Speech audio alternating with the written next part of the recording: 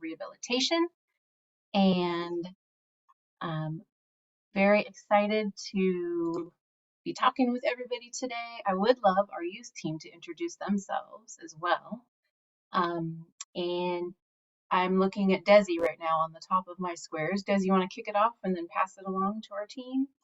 Sure. Hi, everybody. I'm Desiree Berry. I'm the Pre-Employment Transition Services Coordinator with VR for Central and Eastern Oregon.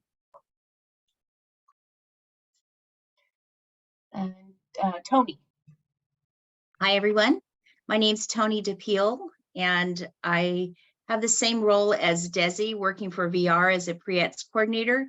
My area is Clackamas County, Multnomah, and then I work out the gorge quite a ways. Great. And Mandy. Hi, everybody. My name is Mandy Younger. I am the Pre-ETS coordinator down south, covering Southern Oregon and the South Coast. Thank you, Mandy. And CJ. Hi, I am CJ Webb. I am the Pre-Employment Transition Services Program Coordinator, and my area is Lane to Lincoln County, up to Tillamook, and over to Marion, and I oversee a summer work program throughout the whole state. Awesome. And there's a few other folks on our team that when we get to the slide, I'll introduce them. But go ahead and share that first slide today, Mandy. All right, so today, if you're brand new, you don't know this, but we used to have what was called New Site, New Staff Orientation, and it was this all-day thing in Eugene, which was super fun and awesome and amazing. And we are just paring that down right now, given the state of transition that we're in with just not having the University of Oregon positions that we're bringing in-house to VR posted and filled yet. So our team here, what we've decided to do is monthly, once in July, once in August, and once in September, do a welcome to YTP event and virtually. This first one right here is being recorded and will be posted on our website for future watching if that's helpful to you. And here's our agenda for the day. We may not need all of the time, but we might need it. We have it if we do need it. And what we're going to do is just welcome and introductions. And then also we're going to do an overview of youth services, including YTP. Then we will take a 10-minute break. Then we're going to go over all of the stuff in the new YTP website. And that's going to be a little tedious, but I want to do it to make sure everybody knows what's there and how to access everything. Then we're going to take another break, and then we're going to dive into what's called like a getting started document, which is very much like if you're brand new, what do you do? So some of you who've been here before, you can kind of adjust accordingly. And if you don't want to stay on for that last part, we totally understand. But we're excited that you're all here today. And a few other things, please, since we're recording, we actually want your questions to go in the chat. And we have people monitoring the chat. And if it's kind of a relevant question that any new person would benefit from hearing the answer to, we'll pause and do questions. Tony's kind of helping us monitor that stuff.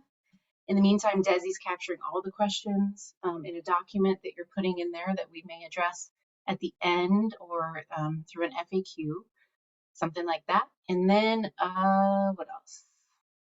Am I missing anything, team? Does that kind of cover it? All right. Looks good. Okay. I'm going to keep my little waiting room over here since I'm the only one that can admit people. Hopefully I don't leave anybody in the waiting room for too long. Okay.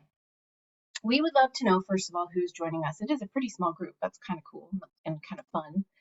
But in the chat, could you please put your name? Oh, well, your name will be on there, but your job, your location, and then the very first job that you ever had.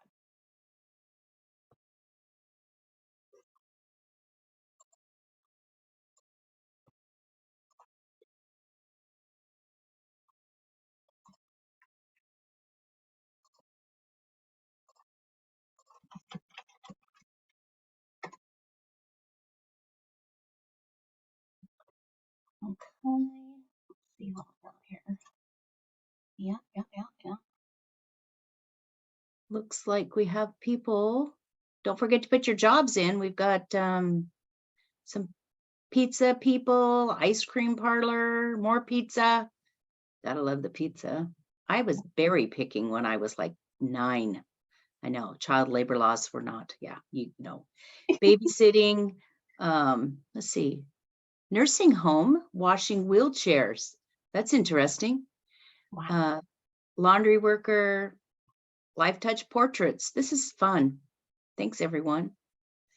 Childcare and someone else working in like a nursing facility. Nice. I love it. It's just, you know, employment. We're talking about employment focus and pre-employment transition services, and it's fun to look back and remember where we all started. Babysitting was, I think, my first paid job as well. Yeah, definitely babysitting. Now, we come a long way. It's all good. All right, next slide. All right, so this is our VR youth team. And you can see that Desi, myself, Tony, CJ, Mandy all introduced ourselves earlier. Sherry Boyd, our manager, is not able to join us today. She's up in the top left. And then Whitney Lease is down on the bottom next to Mandy. She is a pre-ETS coordinator that serves like the west side of the metro area, over to the coast, down to, what's a dividing line there? Salem-ish, north of Salem? Yamhill. Yamhill. Okay, there we go. And then Triana, I think I saw you come on. Triana, are you on here?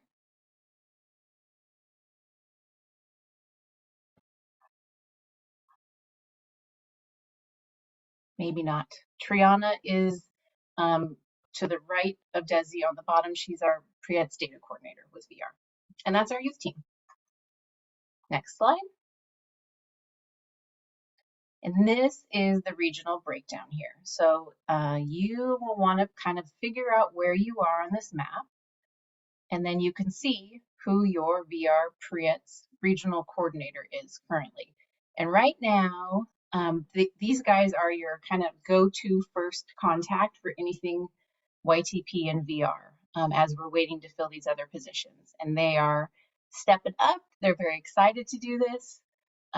We all bring tons of experience and we're all in constant contact with each other. You know, you can always call me as well, but these guys are eager to support you as well. So that's here for you, and we'll go over some more resources that cover this information later on as well, so you can see where to find it.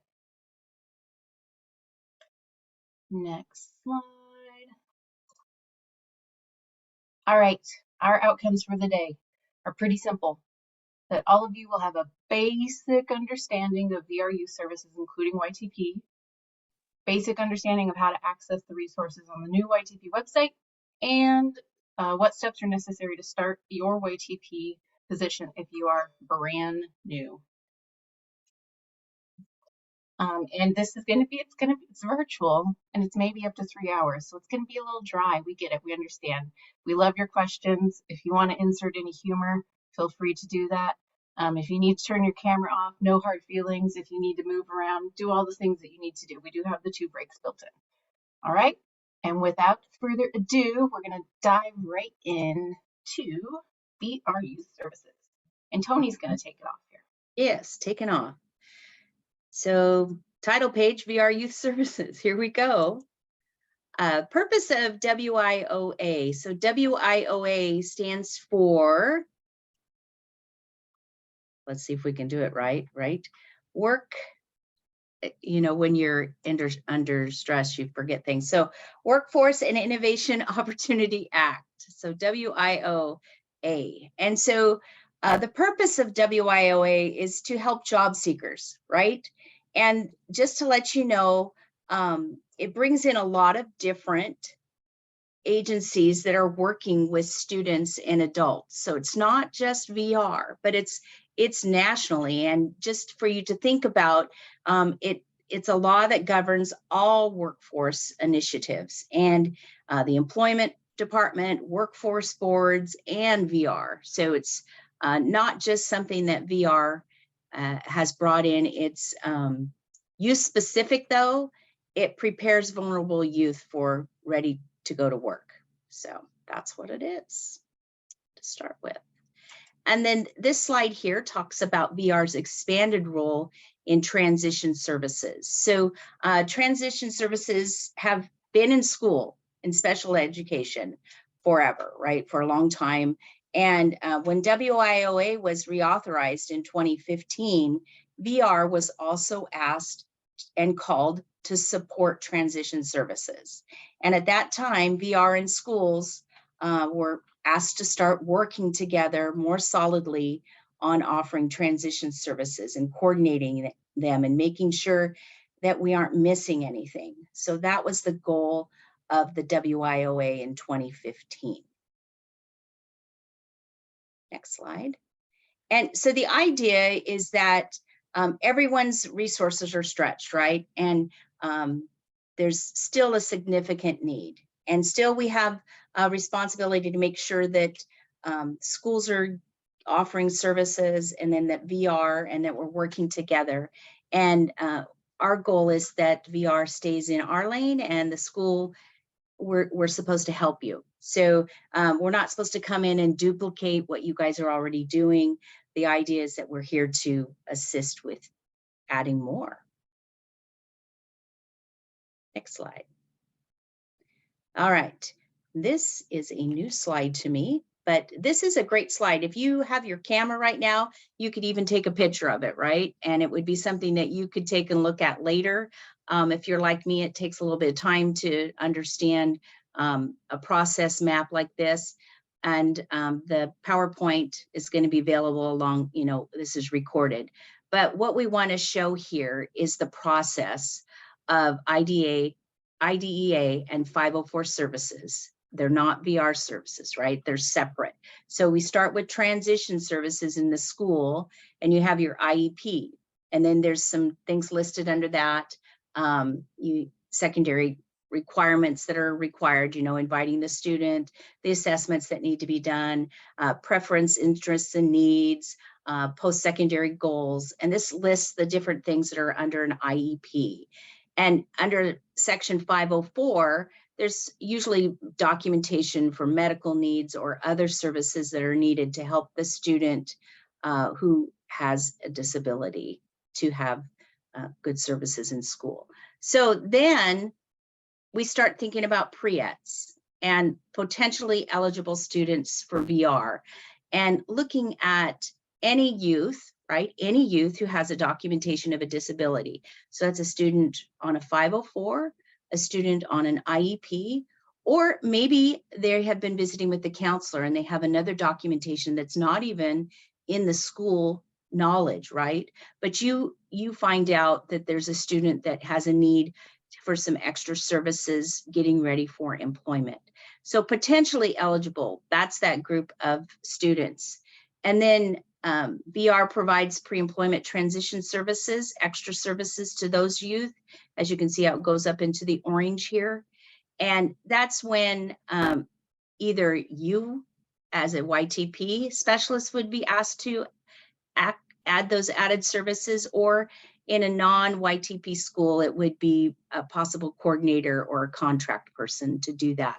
But you're in that orange bubble right there. I guess that's a good way to put it. You're traveling between that blue and the orange, and you're helping the school get the services that they need. And then you might say, hey, this student, I think they could benefit from vocational rehabilitation services, getting employment, or looking at what they want to do, a pathway to employment, maybe community college. And so that's that yellow part. And then this is the process in the green, is the core YTP services that come when you're referring students to VR. They're in process of plan, process of eligibility. Things are aligning. We want the IEP to align with the IPE. What were their thoughts when they were in high school, in their IEP? How can we take the transition goals and their preference, interests, and needs and take a look at moving it on to VR? And that's that next part. But this is a pretty exhaustive great slide. So I would suggest, take a picture of it or take a look at it again later. All right, next slide. This one here is kind of the big picture. We're putting the puzzle together. So we have IDEA, Special Education Services, WIOA, VR, Vocational Rehabilitation Services. The whole thing is improved outcomes, right? We want students to have the best opportunity that they can. And so the idea is that we're working together and great improved outcomes for all students. That's it.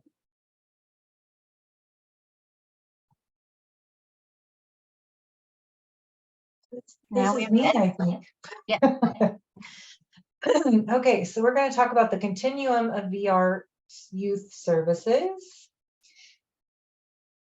And it all starts with Pre-ETS. It starts, the first available set of services is those pre-employment transition services. You can keep going, Mandy.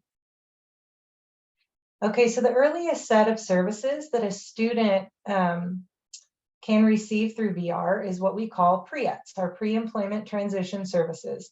These services are for students, that's a key word.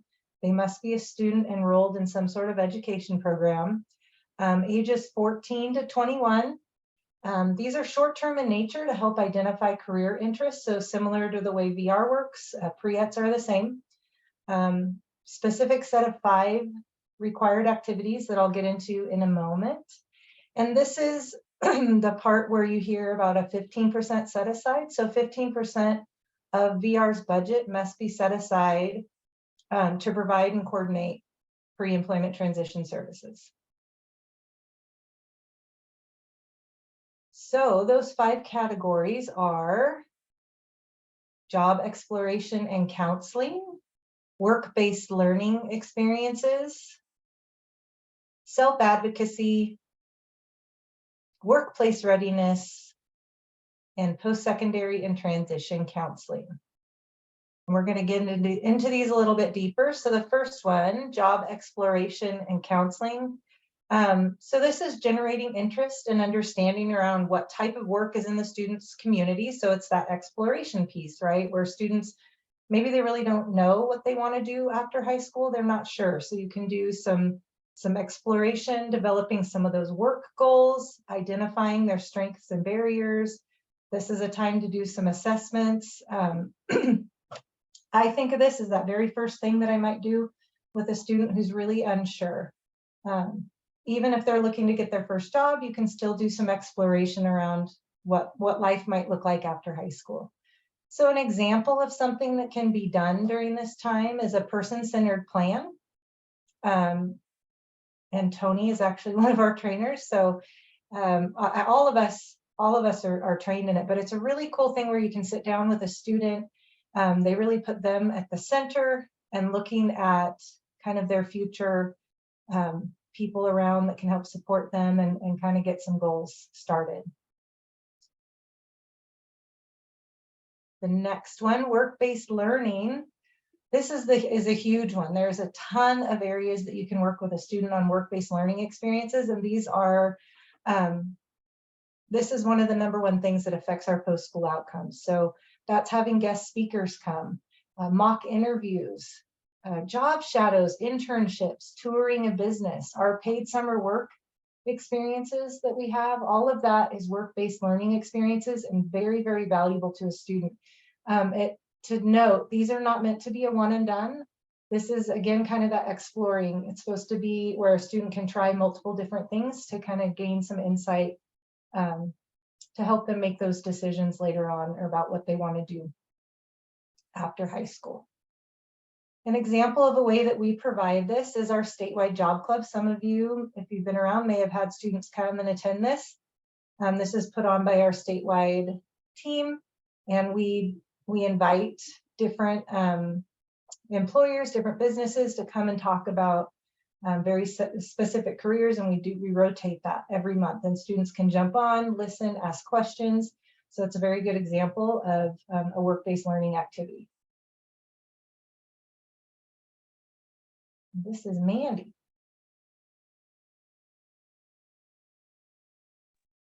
Sorry, so many buttons to push. So next we have instructions and self-advocacy. We don't have anything listed here because it's that, how can we empower the student to become their own voice, that process. I like to think of this as lifelong process. I know I'm still working on my self-advocacy on a daily basis. So if you can get started as a student, you're way ahead of where I am as a much older student. Some ways that we do this are through things like a one-page profile. You can see Desi's one-page profile here. And I love, this is one of my favorite ways to start. I know Desi talked about maybe the job exploration, but if we can get to know that student first, we can figure out what kind of advocate I can figure out what kind of advocate I can be and where I can push and where maybe we're going to work on it in the long run. So just answering those 3 questions: what people like and admire about me, what's important to me when working with others, what others need to know about me when working with me. This is something, if you're not trained in this, all the coordinators across the state are, and it's a really great tool. Another way we talk about self-advocacy is that elevator pitch. How can you sell yourself in that 30 seconds? And so just another great self-advocacy. Another quick one. What is your tagline? So if you were to pick a tagline, what would it be for yourself? This is a great way to be for self-advocacy. One of the next ones that I think is really exciting is that workplace readiness. What are those soft skills that that the student might need to work on? Learning work expectations, and then just that social interpersonal development skills. How do we talk to a coworker? How do we figure out what is an appropriate conversation with my supervisor versus my coworker? So there are lots of different ways. One way that we really start working on these things is also nonverbal charades, where we're able to really focus on acting out an emotion without using words, choosing a word in a picture, and just acting out facial expressions. So identifying those nonverbal facial expressions to really help us communicate how we're feeling, something that is incredibly important. And then our final pre-ETS, post-secondary counseling, learning what the next steps are after taking after school. We don't want, I can personally say we have a lot of seniors that they get there and they're like, wait, I'm done in a few months. What's next? So how can we help make this intentional? Finding out what college, what apprenticeships, what jobs, what are available, and what their supports can be for the next time. One of the things that we really, really love, I love to talk about, is how is college different than high school? Sometimes we get so excited and think, oh, we know exactly what school's like. To really have something where we can talk about this and talk about the difference between the student's responsibility in high school. We all know this, right? The student's responsibility in high school with a disability versus college, and you're going to have to be your own advocate. How can we practice that? So all these tools are helping us getting ready for that secondary education or training program. And I think I'm going to hand it over to CJ. Yes, and one of the things with the pre-ETS, the pre-employment transition services, we always have to remember is really about that individual student and really making sure that the needs of that specific student are being met. So sometimes, next slide, Mandy, sometimes that entails additional services. So for some students, the pre-ETS are for potentially eligible students, but sometimes a student will be able to access additional services once they become eligible for vocational rehabilitation. There is a process for that we are not going to get into today, or at least I'm not going to get into that. And it's called transition services. And so for transition services, a student does need to come and follow the process to be found eligible for VR services. And these transition services are really a good time because that student is found eligible and they can be receiving pre-ETS. So it's really that time to start exploring with additional services within vocational rehabilitation.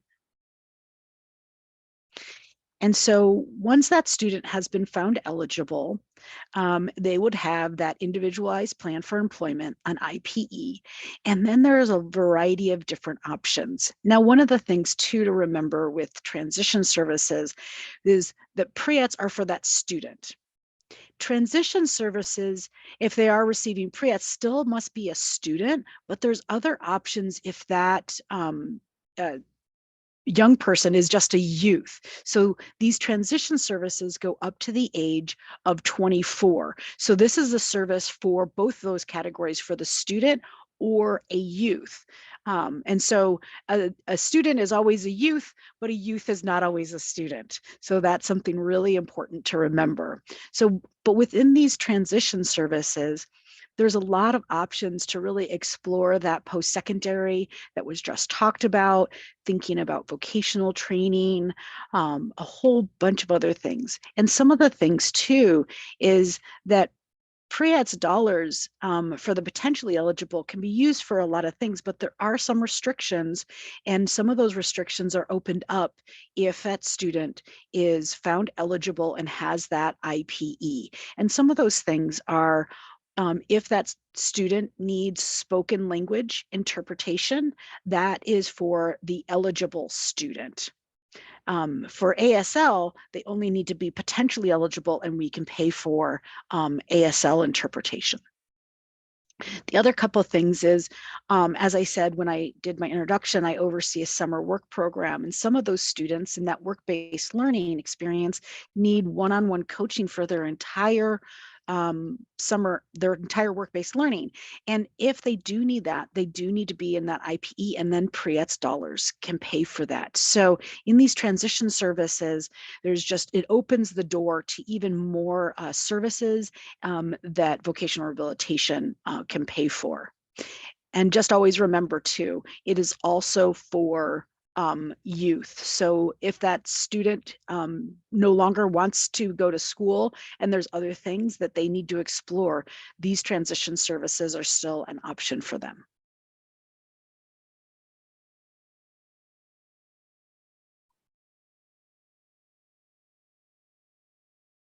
I think that's still you, CJ. Is it? Nope, it's me. Just kidding. Thank you. Okay, and the final service in the continuum of youth services is employment services. And these are what people traditionally think about with VR. It's, I know what I want to do. I have a dedicated, defined job goal. I'm going out to look for a job and I need help with removal of barriers to get that job, to maintain the job, to advance in the job, to find a new job, that kind of stuff. So when we talk about a job in VR, it's always competitive integrated employment. And if you are brand new and you've never heard of that term before, it is a really big deal. In Oregon, we only want to find work for people in integrated settings. That means they're working with people who also don't have disabilities. It's competitive, meaning it's minimum wage or higher. And it's a traditional employment kind of setting, not a sheltered workshop or anything sub-minimum wage. Employment services are provided when somebody is eligible and has narrowed down their interests. So they're kind of past that exploration stage. They're really ready to go for something. Some words and concepts that we're using more and more often is kind of figuring out survival job, which means like I need an income right now, whatever it may be, I need an income. And that's pretty common with youth and with anybody, but also to be thinking about the long term. So while right now I might need an income and I'm able to get a job quickly at a restaurant or something, that might not be the field that I want to go into long term. So it's good to be thinking about the now and the long term with students and with your VRC as you're all working together. And employment services are for all ages. So if like 44-year-old walks into VR, that's the service they get. They get employment services. Okay, next slide. Now we're here to talk about YTP, right? So you have the big picture. VR youth transition services is a larger thing, and YTP is one of the ways that we meet this requirement. Next slide. Our YTP core teams consist of all of these different roles. And it's really important for all of the reasons that we just talked about above. I'll kind of refer back to them, that there's a transition specialist on board, that there's a VRC on board, that you have school administrator support, and that you're working with your special education teacher. Next slide. Okay, now we're going to kind of just go through the roles and responsibilities of each of these different roles. So the YTP transition specialist, which is what I think mostly we have on here with us today, your role is to connect transition age youth with VR and VR services. You're arranging for and delivering pre-employment transition services to potentially eligible youth. When they're ready to go to VR and apply to VR, you're assisting them with that whole process. You are collaborating really closely with your VRC. You and your VRC should be becoming really super tight, scheduling time together monthly at a minimum, where you're talking about students, where you're talking about the students coming toward VR who might be applying to VR, and having those conversations and kind of building your systems and stuff together. You're implementing VR plan services as directed by the VRC. So once that plan is in place, your VRC might say, hey, this is in the plan. I need you to do some further assessment, or I need you to please arrange for a job shadow in this area and let me know how it goes, that kind of stuff. You're also collecting data and entering it into our tracking system, which we have an interim data pre-ETS entry tool right now that we'll be able to show you more about a little bit later. And finally, you're partnering with your local community by building relationships with businesses, community members to develop all the work-based learning experiences and jobs for students. So you're very public facing, actually. Like in the school, you're screening, getting to know students and understand who they are. You're working with them, but you're always thinking about, how do I get them out of the school into experiences that will help them narrow down their job interests and get some experience? Okay, next slide. I don't think we have any VRCs on today with us, but the VRC works closely with the transition specialist to identify and enroll and support students with their employment and career goals.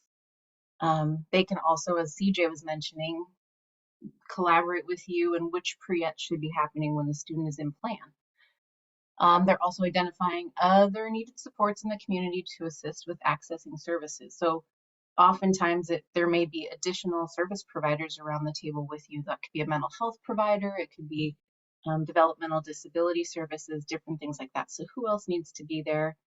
What are the other services this person needs for success? They are engaging with all the core team members to write the individual plans for employment. VRCs can attend meetings in person or by video or phone conference as appropriate. We would love for them to always be invited with good lead time. I think most of the VRCs that I work with are like 4 to 6 weeks scheduled out typically. So we want to invite them as soon as we know when those meetings are. And you might wonder too, like, can I be a VR rep at an IEP meeting? And you actually can't. You have to be an employee of VR to be the VR rep at an IEP meeting.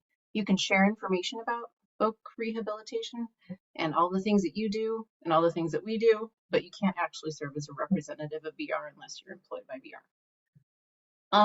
Let's see what else. The VRC will evaluate and determine eligibility. They're the sole person that can do that. So that's something that is absolutely up to them. And they provide or arrange for funding necessary for VR services that are not the responsibility of the school district. Think back to that slide Tony showed us where, you know, the blue is all the school stuff that must be done, and then we're doing stuff on top of that. And so they're going to help determine what VR can do that's on top of what the school district is doing. And then finally, they help to coordinate, provide, and arrange for pre-ETS. So VRCs can actually do that themselves as well. And the YTP administrator, I don't know if we have any admin on with us today, but if we do, welcome. You are super important in all of this. The YTP administrator is responsible for ensuring provision of YTP intergovernmental agreement, or IGA, are being met. So we are in a contractual relationship, VR and the school districts, and that administrator is typically the one that's ensuring all of those requirements are being met. They ensure the full range of IDEA transition services is available in their schools. So that's absolutely a school responsibility, and the administrator holds that responsibility. Now, we all know that we're all building and working towards, you know, the goal of best practice. And we know that schools are all over the place, but that administrator is really the one that's building your foundational program that we can enhance and add on top of. Admin includes the VRC and school staff when hiring the YTP transition specialist position. It's really important, really, really important for administrators to invite the VRC to those interviews, as well as like special ed teacher and stuff. So, so that your team can be well-rounded and all of the perspectives can be considered. The YTP administrator supports and supervises the transition specialists in the school and the community. And community is important. You have to make sure that their calendar allows for them to be out in the community to develop work-based learning experiences and jobs. And finally, the administrator assists in educating the school community about roles and responsibilities of the YTP team members. This is kind of a little bit of PR, if you will. Sometimes people will be like, hey, what is that person? Who are they? Why are they never in the classroom with me? Why do they always get to leave? You know, all these questions will come to the administrator sometimes, and the administrator just needs to be able to say, that's the way this role is designed. It's so that the student gets work experiences during high school. They can't be creating these things if they're always in the classroom, and just kind of speak that with confidence and support that transition specialist so they don't kind of have to defend their position a lot. Okay, next slide. Finally, the special education teacher is the one who is managing the special education student cases. They're responsible for the design and the delivery of IDEA services. They write the IEP, including the specific post-secondary goals in the course of study. These are all the things that you can be looking for and trying to align with, but it's up to them to own that. They're very responsible for that. They support the students' employment and adult living objectives by providing instruction and other transition-related activities aligned with their post-secondary goals. And they invite the transition specialist, VRC, and other agency reps to attend the IEP meetings. And together, that is what we call YTP core team. So it takes each of these perspectives to build a good system alignment unique to your location and community. Collaboration builds on communication. This is a challenge, especially when you're building a brand new team. I know as you all get to know each other and get to know this network, you can talk to the people who've been around for a while. It can be a little rocky in the beginning to build these systems and to negotiate who's doing what and to figure out a rhythm that really works together. But if you stick with those commitments, we now have teams who are like, oh, I know exactly what they're going to say. You know, I know exactly what they need. I can finish their sentences, all of that kind of stuff. And that just requires excellent communication, shared purpose, common goals, agreed procedures. That's a really big deal. Clear expectations. And oh yeah, one more time, excellent communication. Next slide. Okay, so this is like a big question, right? Who gets YTP services? Everybody wants YTP services, maybe, usually. But here's the breakdown, all right? So any potentially eligible student can receive a pre-ETS. Only a specific contracted number of students receive core YTP services. And for core YTP services, this individual must be eligible for voc rehab. Now, right now, currently, we're going through some shifts and changes, and you might be hearing about the contracts and changes. Are we still going to have a student base? That may or may not be on your radar. I'm only mentioning if it is that right now we are operating under status quo and still working towards the student base in your contracts to become employed. All right. And any student interested in VR services may apply. We often call this a direct referral. And we have a lovely image that helps us kind of make sense of all this. So first we have all of the students in the school. Disability, no disability, 504 not, all the students. And then there's a smaller subset of students who are eligible for pre-ETS. So that means they have an IEP or a 504 or some other documented disability. And that could just be like a diagnosis of something where they don't have a 504 or an IEP, but they do have a diagnosis. Then we have the pool for YTP. So now it's getting smaller and smaller. And of this pool, you're doing pre-ETS with a lot of these people and you're getting to know them. And then there will be students who are like, yeah, you know what? I really am ready to try some actual paid employment. I do want a job. I have the time for the job. I'm ready to do the follow through. Yeah, let's do this. And then finally, you have this smaller group of YTP participants. Your VRCs, our VRCs, if there are any here, play a critical role in helping to determine who those YTP participants are. So as your circles are narrowing and getting smaller, you're talking with the VRCs about who might be coming and who might become a YTP student. Next slide. Equity and YTP services. Now, what did we just say? We just said not everybody can have YTP services, but any potentially eligible student can have a pre-ETS. Anybody can apply for VR services. But when we talk about equity and YTP services, what we are really asking you to do is think about increasing access for underserved populations. And this requires you to know your data a little bit in your school. That's something you could work with your administrator on. But it can look like reaching out to students who lack entry into other supports. So some students have lots and lots of supports in place already. Who are the ones that just aren't getting these other little supports and could use an extra hand? It might look like a direct invitation to students not proportionally represented in your site data. So as you're building a pool of students you're working with, from pre-ETS to core services, and you're looking at that and you realize you're working with all students who identify as male, you might scratch your head and say like, oh, wonder what I'm not doing to reach the female students, right? And you could think about that also from race and ethnicity perspective, from disability categories. So just always be thinking about like, who am I serving, who am I not serving, and how can I get these students access as well? And it can also look like intentional collaboration with other school supports or services programs, community agencies, community-based organizations, including culturally specific programs. That's been a pretty successful way of outreaching and connecting that some of our sites have done. And I am going to stop sharing for a second and I'm going to share my sound because I did not do that when I first pushed share.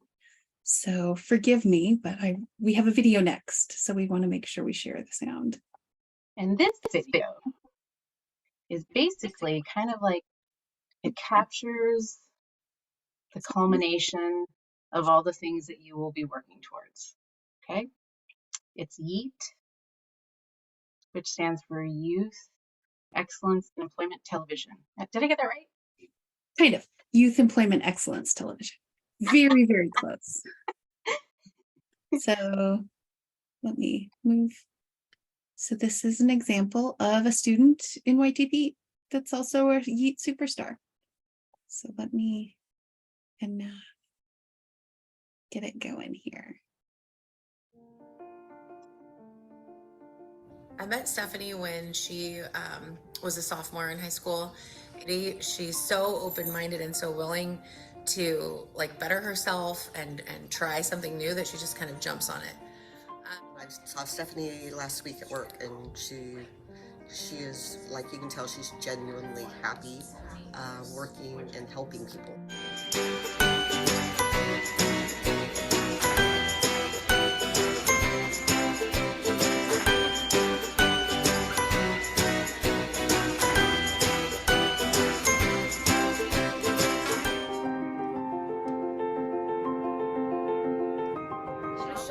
I looked at a lot of things. I would say the big focus of Stephanie's pre-ETS were in the areas of self-advocacy. Always speak up for what you believe in, no matter if others don't agree with you, but always speak up for what you believe in. It's really about understanding her rights as a bilingual student, to have conversations even in her native language. All the papers were in English, like all of them, and it made it hard. She advocated to have translation services at meetings and functions. There was a lot of papers that needed to be translated, and they weren't translated. So that kind of made it hard, where I had to explain to my mom certain things.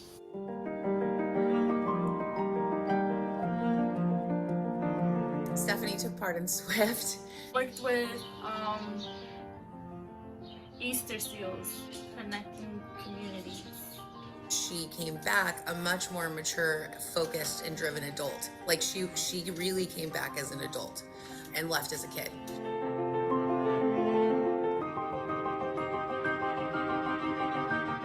He also received pre-ETS in the area of career exploration and post-secondary counseling. Talk about how many people are at the school that just needed help and that never spoke up about it. She always had a dream to go to college and to become a translator, but we never really saw her moving, all the way out to Nebraska.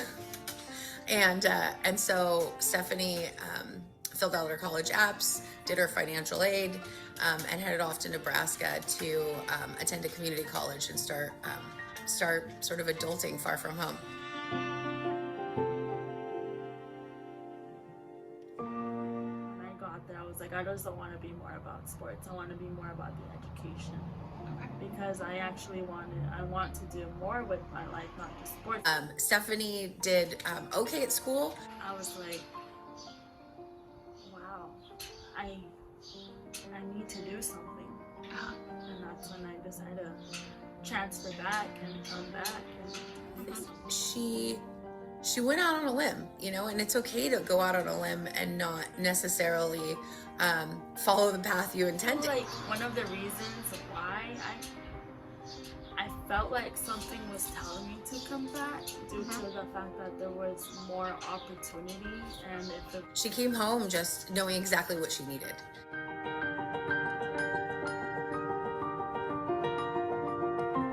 Ironically, while Stephanie was in Nebraska, Pam Weingartner from the food bank was talking to me.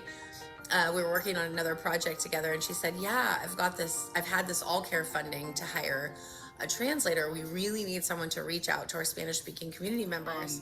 Stephanie came over and she worked with us for one day, and I said, yeah, love to have her, here. Interesting. I said, I'm a bilingual interpreter. But we contract her services for bilingual in interpretation and advocacy for families that are Hispanic and non-Hispanic in our community. People think of us as just a food bank, but we're not just a food bank. It's more like a help center where people come in here and get resources and get things that they need, and we provide that. That's what we do. We help people and we provide them with our service. She has a great, I believe, bright future ahead of her in whatever that she wants to do.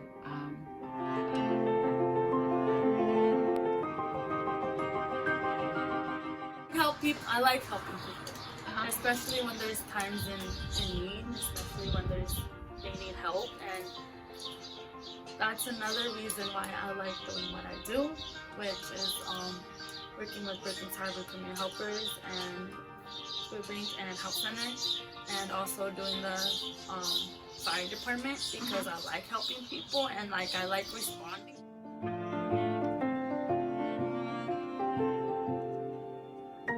Go out and do something.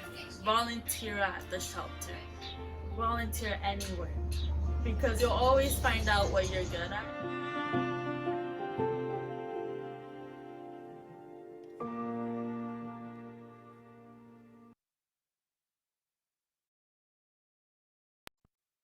That was awesome. So Stephanie was a YTP student. The person named Michelle, that looked like a teacher there sitting in the chair at the desk, that was her YTP transition specialist.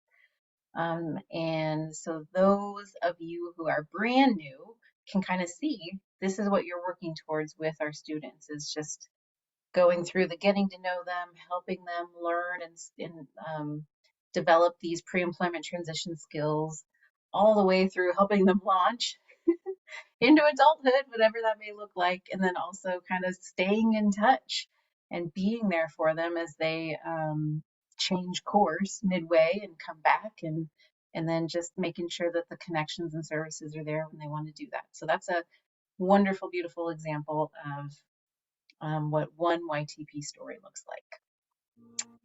Okay, and we are at the end of this section.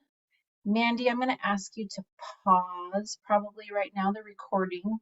We'll do some Q&A and we'll take a break and then we'll come back. But what questions? All right, we've got people back. Wonderful. We are going to get started. Before we do, I want to make sure you see in the chat, I put a link to kind of the best nationwide example and resource on IDEA versus VR pre-ETS and transition services. It's called the NTAC-C side by side. There's a link in there. I'm going to share my screen so you can see what we're talking about here. It looks like this. It's a pretty hefty document. Can you see my screen? Is my voice okay with my screen share on? All right, good. That's always iffy these days. But it talks about pre-employment transition services, VR transition services, and then IDEA. And it goes through definitions, targeted population, nature, scope, and purpose of the services. It's a little choppy. I don't know if other people are having that with Michelle's voice, or is it just me? Yeah, it is a little choppy, Michelle.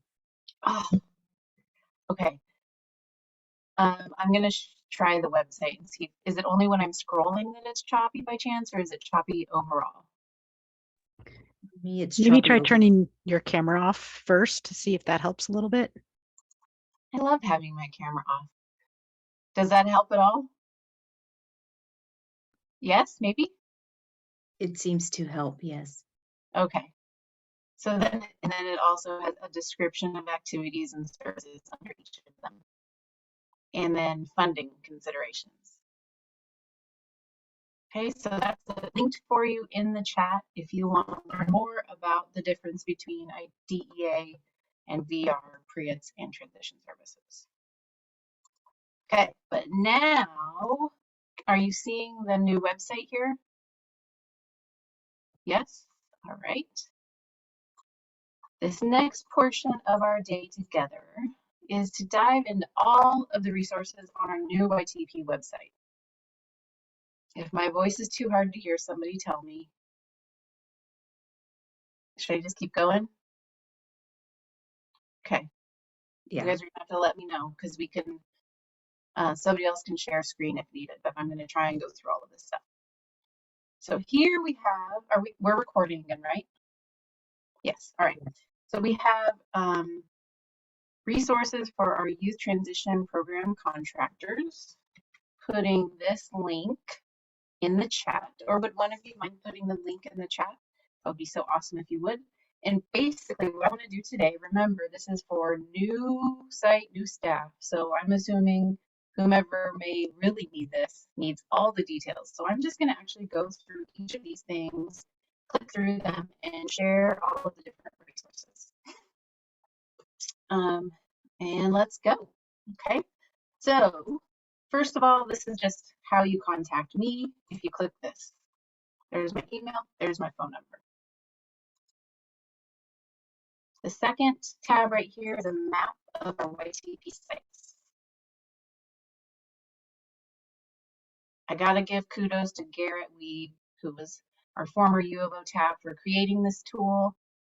This is a really fun tool, but basically what we have here is it's a Google map, and if you click on any of these pins, then you can see we're talking about Crook County YTP site, Pioneer Secondary Alternative School, and then it has an address and a phone number. Okay, Lane ESD Oak Ridge site, website link. You can also overlay currently where our consortiums have been meeting. If you click here, you can see where our VR offices are.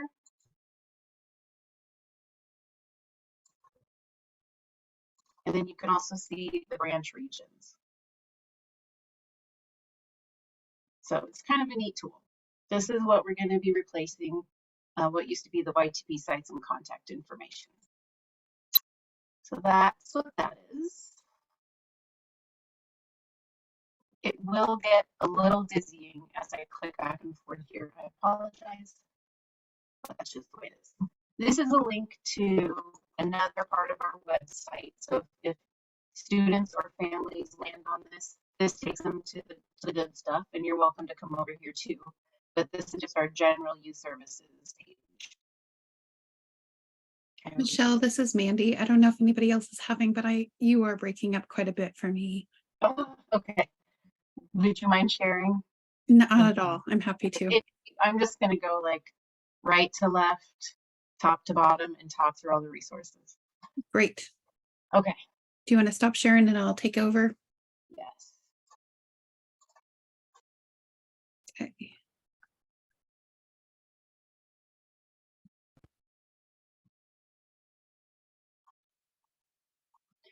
So just direct me to go, Michelle. Okay. Yep. So if you hover over the VR and school contacts form button up there on top, this is a really super important link, you guys. Go ahead and click it, Mandy. So this is not just for YTP, but this is how we're gathering and maintaining contact information for all of our schools and all of their partners working with schools. It's just a Microsoft form, but if you haven't already, we do ask that you go in and complete this. On the back end, we can see an Excel document and search by site, search by county, search by name. Be sure and put your phone number and email in there. This is the way that we'll be able to contact you and try and keep all of our information up to date and eventually build out that map, hopefully with more details. It takes just a couple of minutes to fill out, okay? So that is what that tab is. And then we go down to news and events. So YTP contract changes ahead. That's what you guys are all, the people who've been around a while and are hearing these things, you've got these questions. Right here, we have the RSA Pre-ETS findings presentation that we provided to community of practice in June and to administrators and your business office folks. If you click that, it'll take you right to the PDF of the presentation. So you've got all of that at your fingertips. If anybody's asking you on your teams, that's all right there. Okay, back. And we've been maintaining an FAQ about all the changes, which is linked right here for your convenience. That's something that we are updating every couple of weeks. So all of that is right there for you. If you have questions, it's good to look through it just to see what other people are asking and understand where we are with those. Then we're down to events. And you can see if you are here today, you have found this page and registered already. So we have our YTP welcome to YTP events, which you do have to register for. We're offering today, August 7th, September 11th. You're welcome at every one of them if you want to be at all of them. It is the same content that's offered 3 different times in a row. And we're keeping the registration information just so that we have a record of who attended so that we can make sure sites with new folks can be supported really well. I'm going to try and turn my camera back on. Tell me if my voice gets choppy again. Okay, and then underneath that, we have our regular YTP office hours. They're always at that Zoom link right there on the bottom. They are the first and third Monday of each month from noon to 12:30, and the second and fourth Wednesday of each month, 3 to 3:30. These are just quick little check-ins, no agenda. They're for you to come, ask questions, meet each other, network, whatever maybe. Just keep the lines of communication open.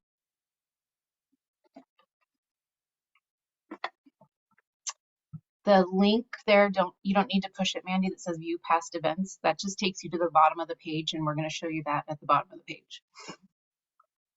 Okay, the YTP intake binder is one of our main resources and that was most used on the U of O website. And this is basically like a virtual or an electronic binder. If you picture an actual like 3-ring binder, this is what our transition specialists end up bringing to the VRC when they are referring a new student for services. Go ahead and click on introduction. This is an accordion style thing, so when you click on those, you can expand them and then collapse them again. And that just shows you the purpose of everything there in the introduction. And underneath this is the referral and application section. So this is actually a really big deal.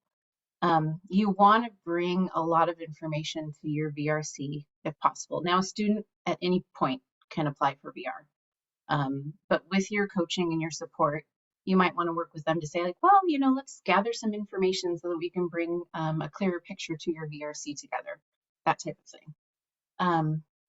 And so what we've done here is outline what VRCs have found most helpful and then what we're asking you guys to bring to the VRC if the student is in agreement, right? It's always with the student's permission to do these things and the parents if they're under 18. So you want to look at their interests, their priorities, resources and supports that they have available. What are their strengths, abilities, capabilities, and transferable skills? So the VRC is going to want and need information on all that stuff. And then down below are examples of how you can go about getting all this information. So these things right here, as well as what's below in the accordions. There's a note there that some PDFs may not be opening correctly in a web browser. It might require to use Adobe Reader or some sort of similar PDF reader. And if you run into that, you can download and open Adobe Reader for free. You can holler, to us if you run up against barriers and we can send it to you as well. But I do want to go ahead and open each of these. If you open the top one, they're all in alphabetical order, just so you know all of the documents and everything are listed alphabetically. So there are several different ways that you can document potential barriers to employment for your VRC. So this is what have you seen, what have you observed, and you can talk with your VRC about which one they prefer because several of these look pretty similar. And just say, hey, here are some tools, which would you prefer? Do you want more than one? This is one of them where basically you can see right here under interpersonal skills, it defines that. The ability to establish and maintain positive personal, family, and community relationships necessary to work. And then it's just a checklist. So based on observation or maybe even interview of students or parents, you're going through and checking, is the person unable to recognize social cues, yes or no? I might make notes on that too, if I were working with this document. And it's several pages long. This is one of the versions. And it just goes through all of the areas of barriers to employment that we use defined by VR.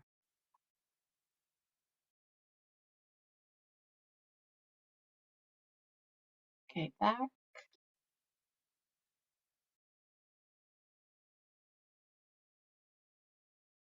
This is where it gets a little dizzying when we go back and forth with these. functional limitations definitions. So this is actually like the over on the left, it talks about those same functional limitation areas that were in the last document: mobility, self-direction, self-care, interpersonal skills, communication, work tolerance, work skills. But it gives an overall definition and then a definition of like a serious limitation. Those are two different categories in VR. Back.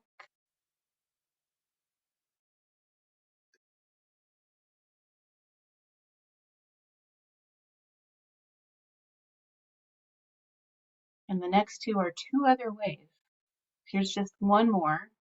Same information. It's a different format. Again, you and your VRC work together and choose one of these. You don't need to do them all because they are pretty much the same thing.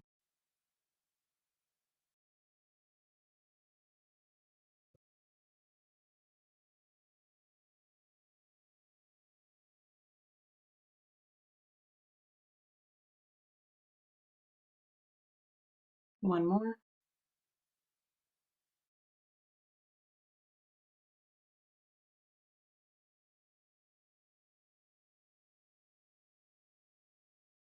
Okay, and if an individual's wanting a plan and they're wanting employment, then you do need to work with them about what documentation is needed to get employment.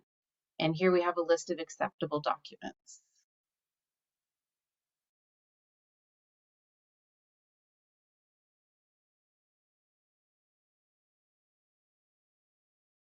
And finally, what I actually find that the most helpful is this referral checklist.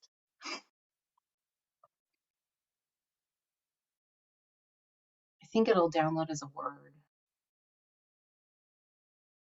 Yeah. So you can put the school, your name, the student name, just gather some basic info, note the type of diploma they're working on. That actually helps us figure out that IDEA services versus VR services question. How they're eligible, and then it's a checklist of what has been done with all of the different forms and things. And I'll show you where the forms are here in just a moment. If you scroll down a little on the psych ed, if you look at that right there, so you've done all these activities, you're including a psychological evaluation from the SPED file, most recent IEP or 504.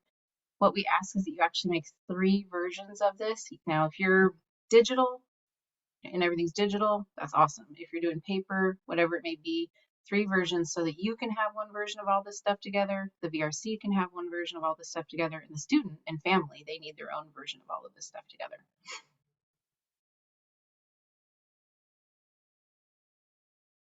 Okay. Yep, pre-ETS and transition activities.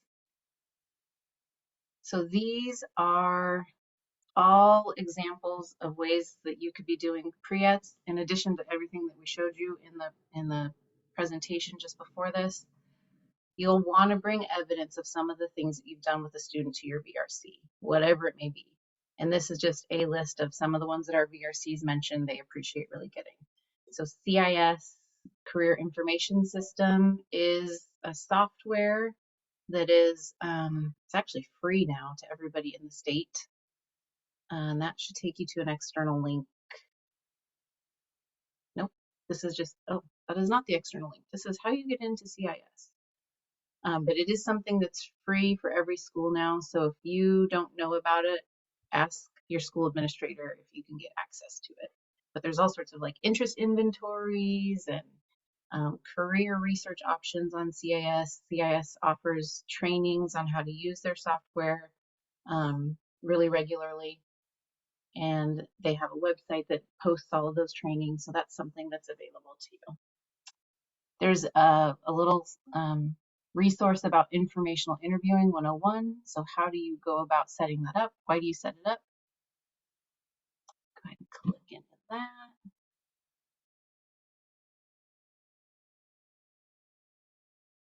Right, so it gives you the good reasons to do it and then step by step how to do it. If you don't know where to start, that's a good resource for you. Maggie information.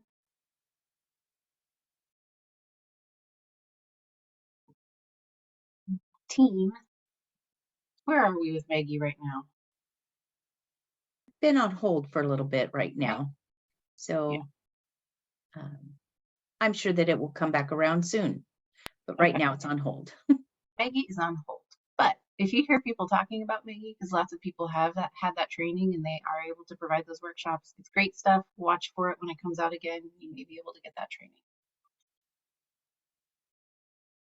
Mock interview practice, same thing kind of as the informational interviewing. It's just a resource that talks about why you would do it and then how you go about setting it up and what you what you want to see. So it's kind of a little instructional resource for you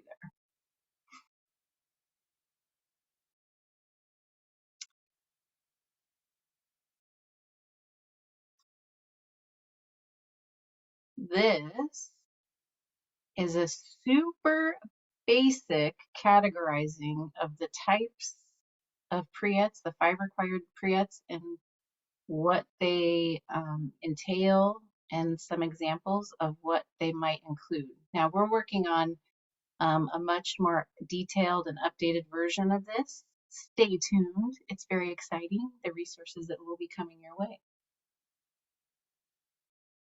And then finally, this is just like a big old exhaustive list of services and ideas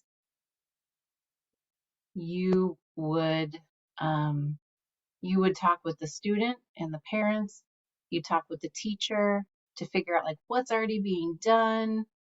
What are you interested in doing? You talk with your VRC and say, what would you really like to see? And this is not an exhaustive list. This is just a place to get started, and everybody can determine maybe what 3 to 5 things or more you want to start with before you would take a student to go to their intake.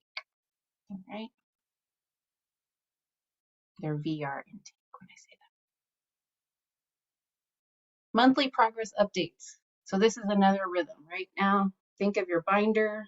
You've got a student binder. The binder says Michelle Markle. It's my binder. You're documenting all the things you're doing with me and all my progress and all my evidence. You also want to be, like if I'm already in and I'm working, then you want to be doing monthly updates with your VRC. We call this sacred time. We've always called it sacred time, where you and your VRCs are spending like 2 hours or so together a month talking about all your shared students. If a student's working, then your VRC is going to need an employment verification form, and that's linked here.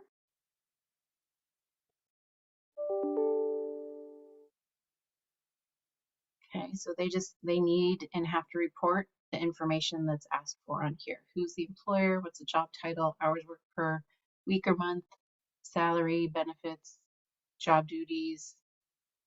If there was termination, what was the date and the reason?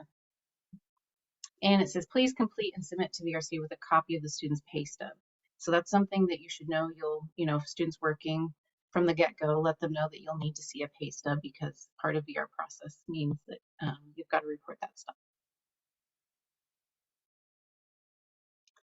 Now, just to clarify, that pay stub is for their job goal, not the survival job, right? It could be a survival, any paid job. Okay. Yep. Because on the back end VR, we have to report basically any employment outcome, good or bad or otherwise. We have to report to the federal government as part of our quarterly federal reports, and that's where we use information. Gotcha. I just wanted to make sure it wasn't just for like their job goal specific to their plan and not just also with the survival job. Yep. Okay. Yep. Okay. Monthly. No.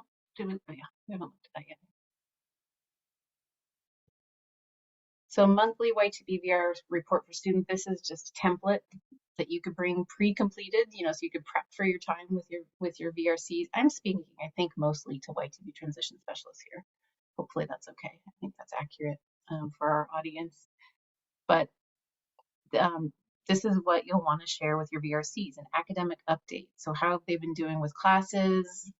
Have they, VRCs can count things called measurable skill gains. So they want to know what's going on with transcripts and passing of classes and changing of grades and getting a diploma and all that kind of stuff. It actually matters to them. So share that info with them.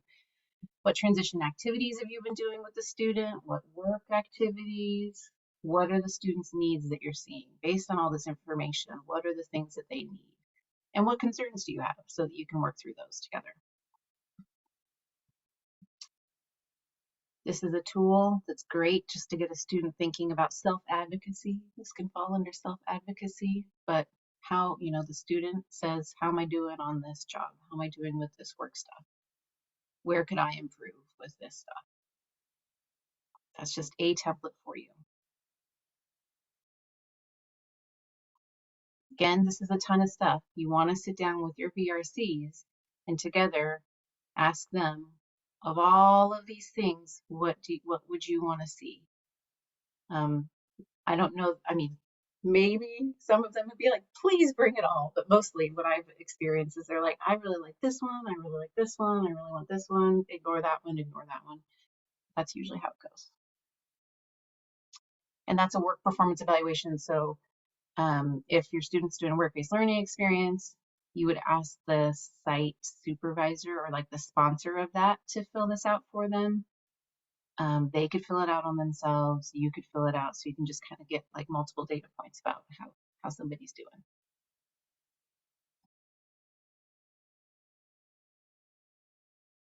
This right here is a whole entire sample packet. Like if you've never developed a work-based learning experience, paid or unpaid, or sometimes they're called just work experiences or internships, whatever you may call them. This is a complete packet of what you could pick up and make your own as a starting point. And I'm just going to kind of read through each of these. The employer evaluation is another example of something that we actually just looked at right up there before. Student employment verification, student information, student leave request, weekly schedule. I am going to ask us to go through all of these, but except for that first one, which is, and the work performance self-evaluation, those two look very much like the ones that we just showed above. So let's start with student employment verification. Oh, we already saw that one too, just kidding.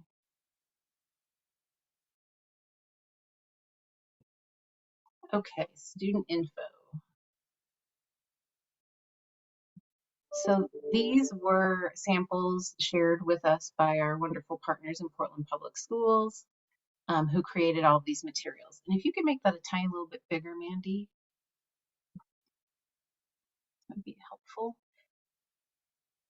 Yeah, so you're gathering all of the things that will help set the experience up for success, which is all up there on the top. And then you're considering how the person travels to and from the work site. This is a Portland example, right? So it says TriMet, or was it the school district transporting?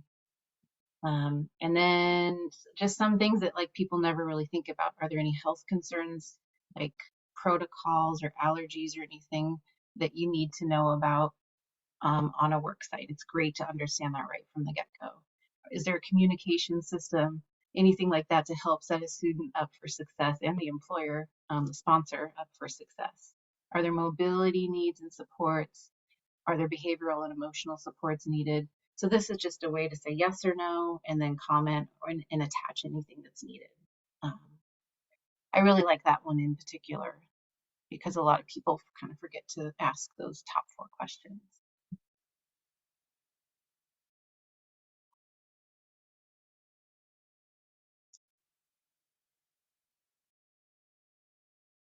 Student leave request is a learning tool where you can help students understand that you don't just take work off whenever you want to take work off, that there's a system and a process typically which requires requesting time off with a specific reason for that ahead of time. I mean, you can, emergencies come up, but it's a whole way that you can have a lesson around all of this stuff, kind of under employment readiness. And this is just a form you can use.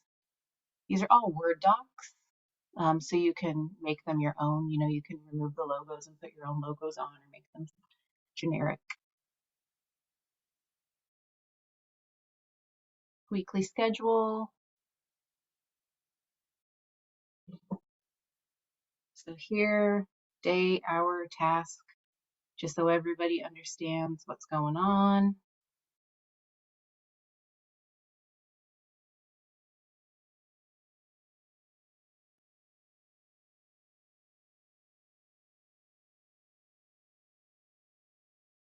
Yep, student work experience agreement. This outlines the responsibilities for the student to make sure that they understand what the expectation is. And then in the PPS example, they are asking for the student and transition specialist signature on that, kind of as an agreement for all of it. Again, you can edit these and make them your own.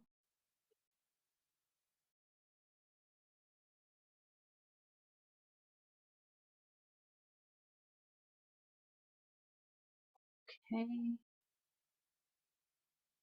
think this is the last one. Yep. So these are just kind of your bullet points and overview. All YTV students should be participating in some sort of work experience. That's just like that critical thing, as Desi was talking about before, it really is that expansion on top of it. And so here's the why of all of that and why it's so important.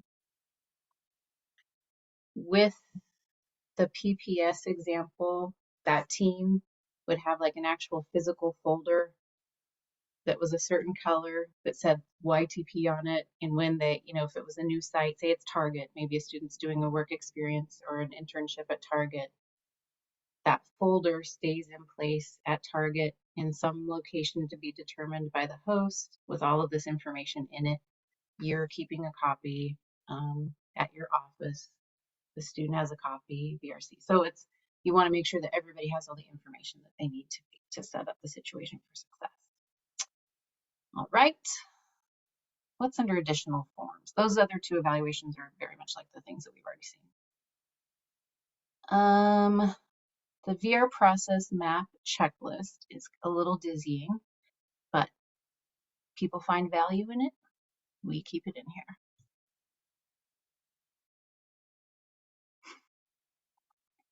What am I doing on time? Doing right. Is that opening? It is not.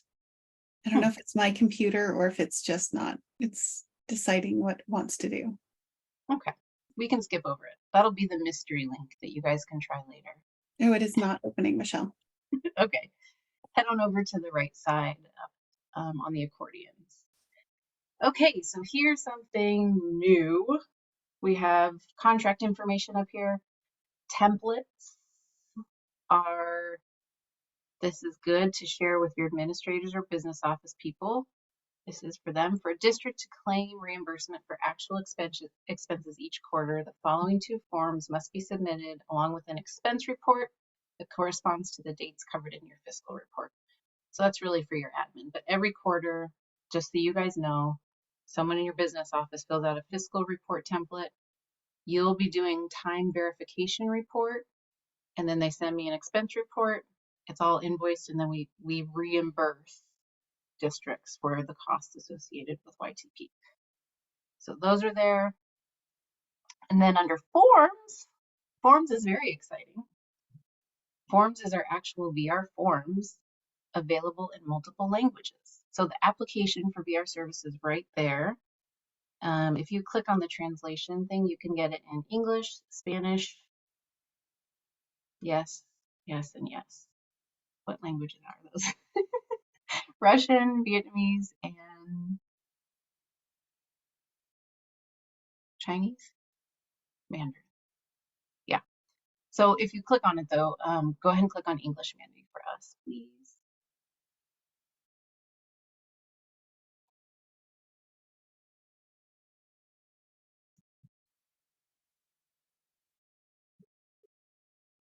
Okay, this is the real actual form that we use. You're gonna wanna talk together as a team, VRC and transition specialist, where the transition specialist is probably coming from the perspective of understanding the student and how much information is being requested in all these forms. and helping to space out getting this information over time in a way that's reasonable and doesn't overwhelm the student as much as the VRC is comfortable with that. So you're going to want to talk with the VRC, and VRC is going to say, yes, please do this parts and this parts of that. Leave that one to me. I want to do that. So those sorts of things. You want to just talk with your VRC about which bits and pieces you can help with in all of these standardized required forms. These are called the required forms for application.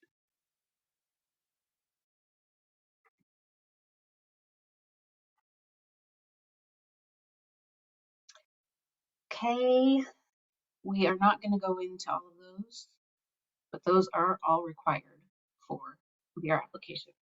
Now we're going to go down to YTP materials. And here we have new team resources. There's lots of stuff in here. We are going to click into these again. Hang in there with us.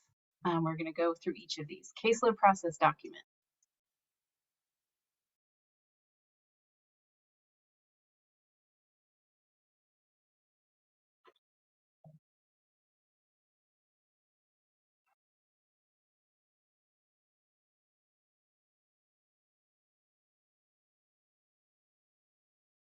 All right.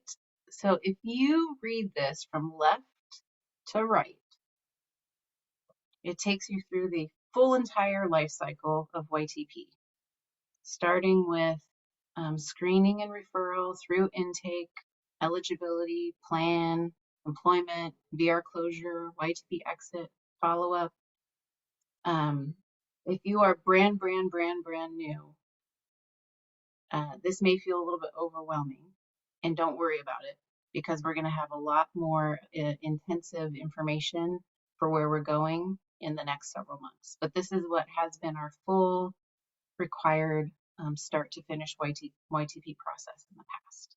And this is a way for you, if you want to do like case noting or keep track of anything on your own.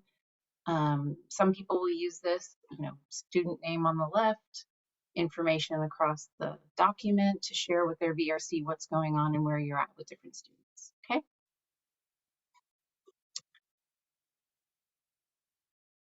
Characteristics of a successful transition specialist. It's a big job you're walking into. It's really fun, really exciting. It's very unique. So this is just a way for you. If we have admin on here, it's a way to do like goal setting or professional development for transition specialists. For transition specialists, it's something for you to look at and kind of self-assess. Where am I strong? Where can I use some support and some growth? So that's just a resource for you. And I mean, we're totally expecting you to dig into all this stuff later outside of this time and go in deeper. This tool, Courageous Conversations Questions, is just acknowledging conflict is it's a normal thing on teams, especially when you're talking about student services and human services. So this is one way that teams can work through conflict.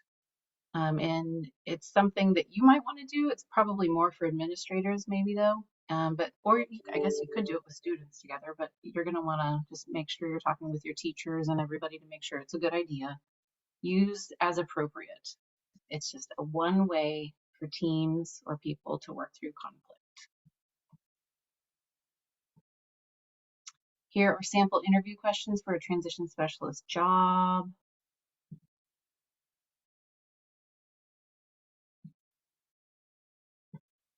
Okay. They're just samples. You do not have to use them. It's just that we get, I don't know if you guys do on the team, but I get questions quite a bit from administrators like, hey, do you have sample questions or do you have any, standard questions? So we just stuck this on here as a sample. I do not know what that one is.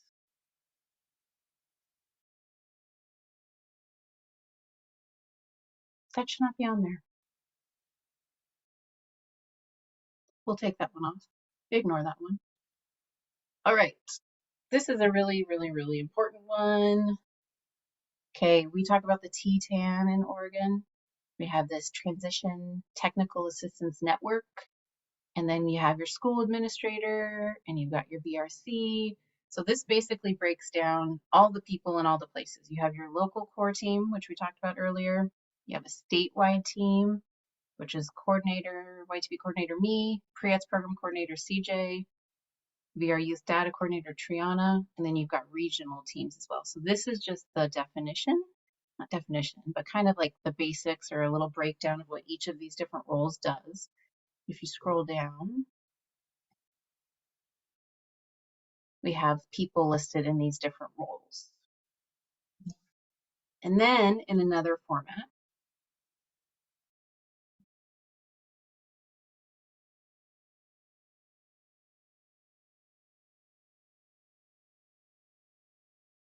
we have my transition support team. Not, yeah, there we go.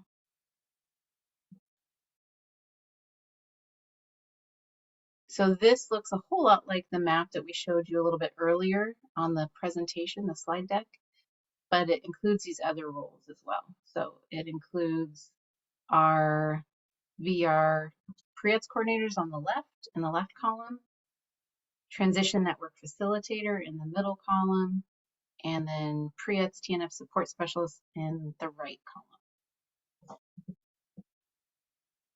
You will want to take some time, if you don't already know, to look there and figure out who your folks are. And you can call us if you don't know, if you need help. Okay, new school staff intro. This is a basic 101 information about YTP. This has got a little bit more of the historical context of it. This will be getting an update and a rebrush and a redo here pretty soon when we come out with a new contract, okay?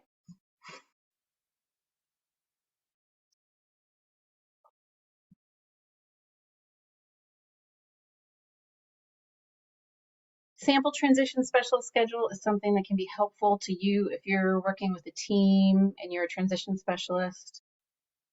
And they aren't really seeing how you have a flexible schedule. It's really important that as a transition specialist, you have a flexible schedule so that you can make time to meet the student needs. So maybe a student has a VR intake at 4 p.m. and that's after school hours. You can go to that and then you can take some time off at some other time during the week. So this is just an example of visual that shows how you might not have the same standardized schedule as everybody else. This one's really super fun. If you're new, it's something that I always used with my sites. It's just a scavenger hunt, right? So who's your support person's name? Who's your TNF's name? Who's your school secretary? That's really important. You're an employee of the school. Those school secretaries can probably help you with every single thing you need. So that's a key person to know. Who's your supervising administrator? Where is your office? Those are some basics. And now go do these things. Snap a photo with your VR counselor at their office. On a map, highlight the route from the schools you're serving to the VR office using public transportation if available. Grab a snapshot of 3 locations where you will first attempt to develop internships or a job. Get the business card of at least one county developmental disabilities caseworker. On a map, star your local resources, like public library, bank, VR office, DD office, social security office. These are all things and activities that you could then do with students as well. So it's just a fun little activity to familiarize yourself with your community if you are brand new and you're learning all this stuff. Teamwork rubric is super geeky. You don't have to do any of these things, you guys. These are not required. They are just tools. This is something that a lot of schools were really into and using. And I did get requests for them, so I thought I would stick it up here again. This is just basically like, as a team, how are we doing with communication and a personal engagement? You can rate yourself. Again, I said super geeky. We're going to come back that document, Mandy, we're going to come back to at the 3rd section of our day today. So Two more things, YTP overview and YTP manual.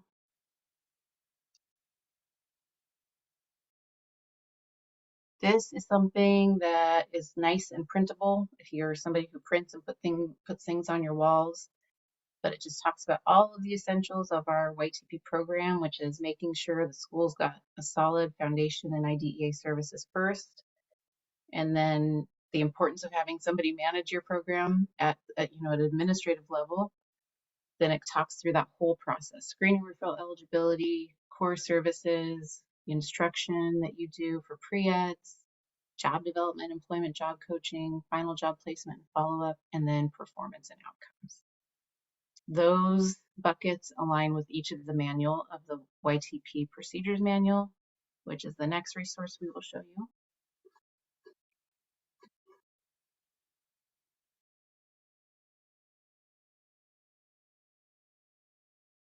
This is the 2021 version. This will also be getting an update when we have our new contract. But since we are status quo and everything's as usual, business as usual, all of these things still apply. This is a lot of information, but there's good stuff in here. Chapter 4 is probably where you'd want to pay most of your attention right now when you're just getting started.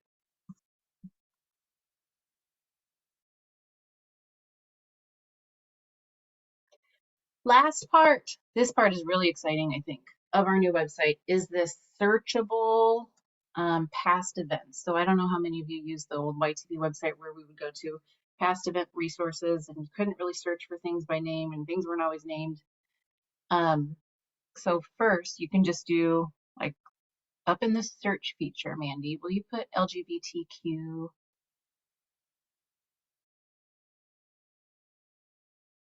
I don't know if IA will be on those. We may not have been that far. There you go. So you can search by certain feature or topic of presentation that was provided.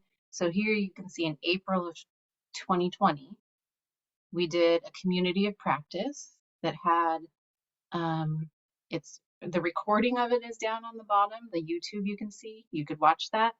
And then there's the resources that were shared along with that training from that point in time.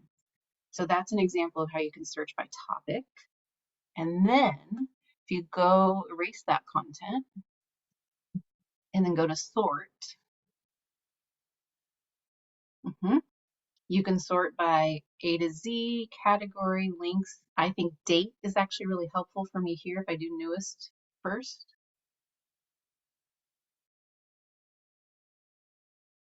Why didn't that change?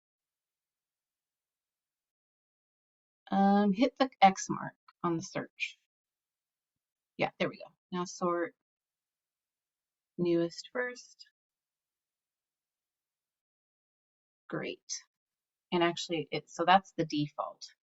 And you'll see all of our materials in order they were provided for past events. And you can do it the opposite, oldest. So we've kept everything from this contract, which was July of 2019. Actually, there's some January 2019 stuff there, but 2019 to current is available in here for you. All right, then go to filter, please. So you can filter by date, event, or category. I like doing this by category. So in my brain, I might be like, I know that was a community practice. I think, so I'm going to click on that and I just get all of the community practices only. And you can see there's pages and 7 pages of all of that stuff. You could also do it for summer academy and you can do it for fall regionals. So all the stuff is there. It's in a format for you that's hopefully more user-friendly and easy to find the information that you're looking for. Okay, we are at 3:08 and we have another break scheduled at 3:20, so we're plenty ahead of time again, which is awesome. What questions or comments do we have right now? Maybe pause recording. And we are recording. Okay, we are back for our final section today. And that is to dive into what is called the Getting Started document. And this is, again, if you are brand new, don't know where to start, these are the most important things for you to take care of right from the get-go. We will have to share a screen again on the website. Mandy, can you do that and open one more doc? New team resources, YTP getting started in 2023-24.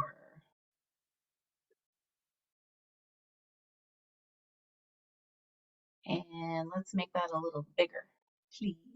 Zooming in. All right. This is your step-by-step, and hopefully everything that we've showed you, we're going to be referencing certain things from all the stuff we've showed you, and hopefully it all makes sense. So we're not probably going to be following all of these links, maybe just a couple of them. All right, so go to our new Y2 website. That's what we were just looking at. There is the link for it. Step 1, complete that information request when you click the VR and school contacts button. That's the Microsoft form that we showed you at the very beginning, where you say where you work and what you do so that we can have all that information. Go ahead and fill that out if you have not done so already. Then review all of the materials located under the new team resources. Lucky you, you've got a really good head start on that because we just looked at a bunch of them.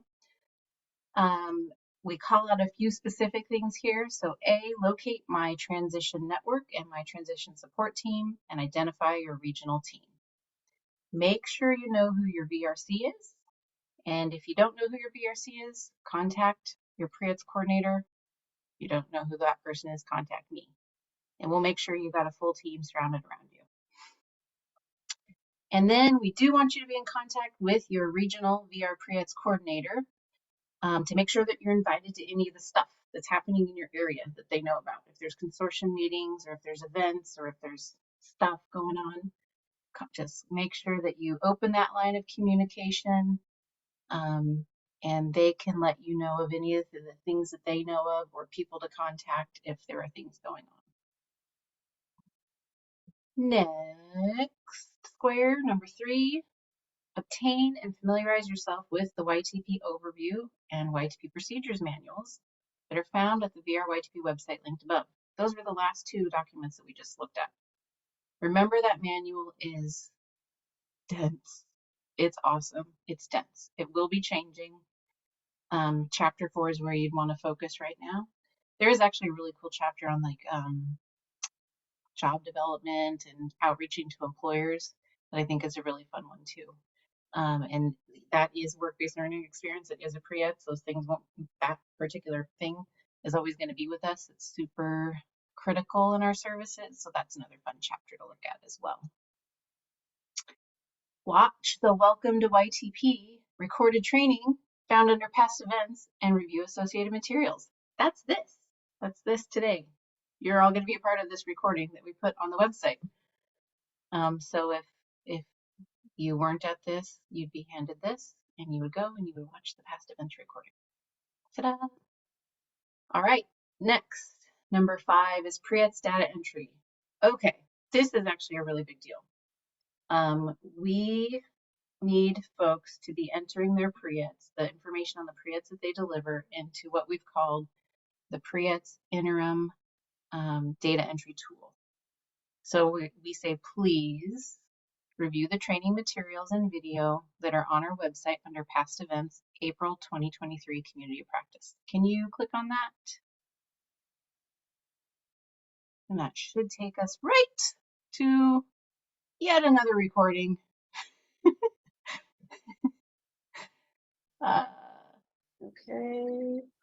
Okay, in this video, we're now watching a video in a video. We're not going to watch it right now. You do this at a separate time. It shows you exactly how to go in and use the data entry information and tool. Trion, are you on right now? Yes, I'm here. Hi, Triana. Do you want to say anything about data entry right now while we're on this topic? Boy, data entry is important. When you do your data entry, please keep in mind your deadlines. And those deadlines are Michelle, do you have anything with the deadlines on them right now? I don't have them with me right now. Yep. Put stuff in the chat. Okay. Keep in mind that the deadlines are quarterly, and if it's easier for you, continue to enter that information throughout the quarter. I don't know what else to say. If you have any questions about it, please contact me. I'm always happy to help and provide guidance or just answer questions, any kind of trainings that you're interested in. I'm willing to do those. I'm very happy to do those. I think that's kind of about it. If you have questions, there you go. I'm here for questions. Yep. Go ahead, Michelle. Okay, thank you. Yeah. Office hours are a great place if you're like, what are you talking about? This is super duper confusing to me. The office hours that are listed under events, it's a great place to come and get some support about pre-ETS data if you need to. That's a great starting point. It's an efficient way. We've blocked the time out. It's there for you. Use that if you need to. If you still need additional support after that, we can definitely give you one-on-one. So you view the materials, you come to the office hours, and if you still need a little bit of help, which is super duper awesome, then we can also give you some more one-on-one support. Triana is your contact for all things pre-ETS data. I am. I'll briefly interject here and give you an overview of data. We collect data to submit to RSA, which is the Rehabilitation Service Administration, and that's like the top of the umbrella for us. The data that we collect is that you submit. We collect data on the 5 pre-ETS and student information. All of that is put into a database called ORCA. So I take your information and then I hand key it into the database. And all of that information provides statistics and great info as far as performance, what schools are doing great, what schools are struggling, where we are providing the most pre-ETS as far as which service. There's a whole host of different information that we glean from that which you provide. Anyhow. Thank you. Go ahead, Michelle, after I've interjected there. Thank you. I'm trying to get the link to our live tool and our training tool.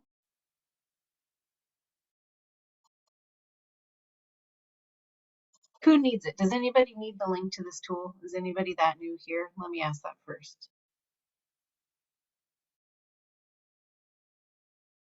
Can you repeat the tool that you're wanting to give us the link to?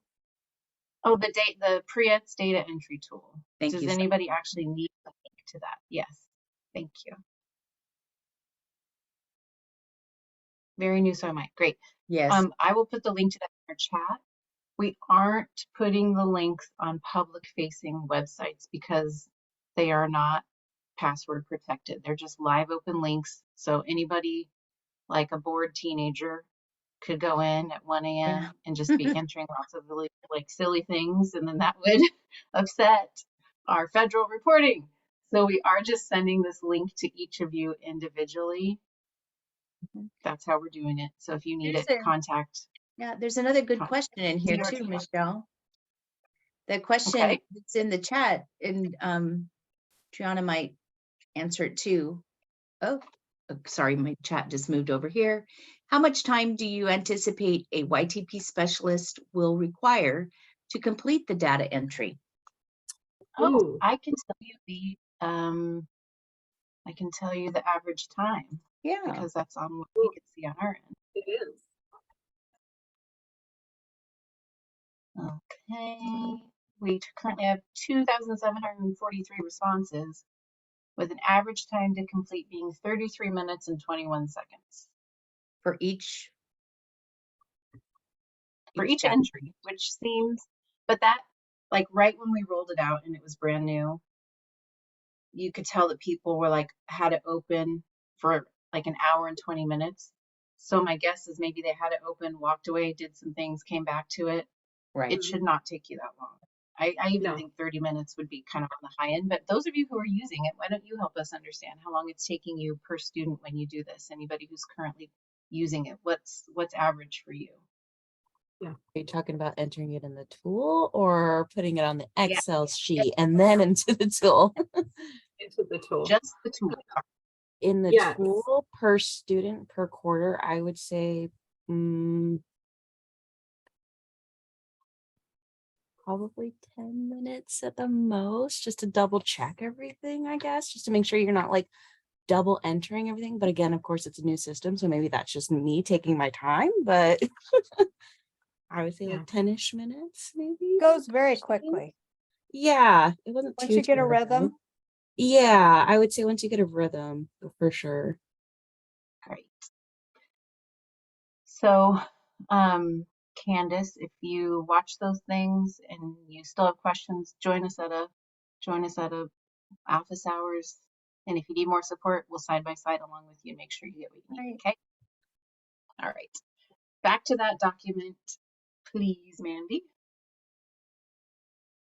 Okay, number 6, super important. If we have any administrators on here, make sure your Y2B transition specialist has office space, a computer, telephone. All of our current budgets support the use of a cell phone and fund that. So every transition specialist should have a cell phone, not be using their personal, unless you have that thing where you can highlight personal use versus work use, but they should, they need a cell phone to do their work. And access to the student information system, whatever, if you use Synergy or whatever it may be, they will need access to that stuff. And that's something that we hope is all in place within 1 week of hire. If you're struggling with any of that stuff, let me know. A lot of our transition specialists share space, but it is really important that you know where you can go for confidential conversations. And if your VRC is coming onto campus and spending time with you, that there's a space that is for confidential conversations where you're talking about disability and impact of disability and service needs. You don't want to be having those conversations at a table in the library or the front desk of the counseling center or some other places that I've seen before. So that's really important. Okay, number 7, network with existing Y2P sites in your region and beyond. This is really fun. Call the people. Say, can I come visit you? Or can you show me what you do? Or what's the favorite thing? What would you recommend to somebody new? Just build a network. And that is a really common thing that we do in Y2P, and it's what makes our work so fun. It's just having this group of people where you're all supporting each other and sharing resources. Number 8 is understand your local service agencies like developmental disability programs, brokerages, mental health providers, etc., and contacts. So like on that scavenger hunt, you're just starting to build a library of the local resources. That takes time. That's ongoing. It doesn't happen overnight, but it's something to have a good awareness of and start building a contact log, if you will. And then number 9 is really super important. This is VRC and transition specialists together. You're making decisions about your systems in your meetings, and you're deciding which of those tools that we've shared with you want to use. So you want to set regular meeting times and dates. It's really common to have like 2 to 3 hours a month on the second Tuesday of every month or something like that. That's protected time that you just start scheduling in as a regular thing that you both commit to. Introduce branch manager to meet the transition specialists and other stakeholders. So you want the transition specialist to be a known person in your VR office, and you want the VRC to be a known person in your school. So it's just making all of those connections and introductions. Identifying an initial pool of Y2P participants. So this can come from many ways. It could be, hey, school secretary, can I have a list of all the IEP and 504 students? Sometimes that's where people start. It could be referrals from special education teachers, like was mentioned before. That's totally fine too. All of our sites right now are existing sites. So if you're new, you're walking into what somebody else was doing. So maybe you're already working from a list, or you're asking your VRC who's our current list. Any of those are fine. but you want to kind of make sure that you have a group of students you're working with right from the get-go. You don't want to go too long without having students identified that you know you're working with. That last one, or the fourth bullet down, clarifying roles and responsibilities is really critical. Don't assume anything. Just say, you know, with everything you're talking about, it's okay to end every question or every conversation with, and who's doing that? Am I doing that? Are you doing that? Who does that? Just make that a norm so that you can clarify who's doing what. Have some fun with that stuff. The clearer you get, the more successful you'll be, and it'll kind of stave off frustrations in the long run. And then together, do review that Y2P VR notebook we looked at on the website, that thing on the bottom left, about what the VRC wants from you when you bring a student in for intake.